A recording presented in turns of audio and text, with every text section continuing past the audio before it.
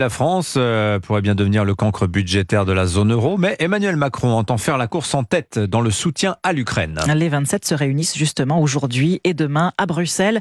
Alors que les 60 milliards promis par la Maison-Blanche sont bloqués par le Congrès américain, l'Europe souhaite se mobiliser pour que l'Ukraine puisse sortir de cette guerre par le haut. Au moins 50 milliards d'euros seraient nécessaires en plus des 96 milliards déjà débloqués depuis le début de la guerre. Sébastien Le Belzic. Oui, l'une des pistes proposées par Josep Borrell, le chef de la diplomatie européenne, consiste à utiliser les intérêts générés par les avoirs russes gelés en Europe, soit environ 3 milliards d'euros chaque année sur les 200 milliards confisqués par Bruxelles. Il s'agit de placements en bons du Trésor européen et en obligations détenues par la Banque centrale russe en Europe. Ce magot est bloqué en Belgique chez Euroclear, un organisme international de dépôt de fonds.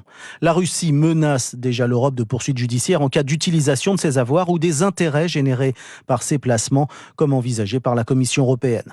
D'autres pistes sont aussi avancées. Faire appel à la Banque européenne d'investissement, qui pour l'instant ne finance qu'à hauteur de 100 millions d'euros l'aide à l'Ukraine sur les 75 milliards que la banque a prêté au total l'an dernier. Ou encore, comme le souhaitent la France et l'Estonie, organiser un grand emprunt communautaire de 100 milliards d'euros qui servira à financer la défense européenne et l'aide à l'Ukraine. Sébastien Le Belzic.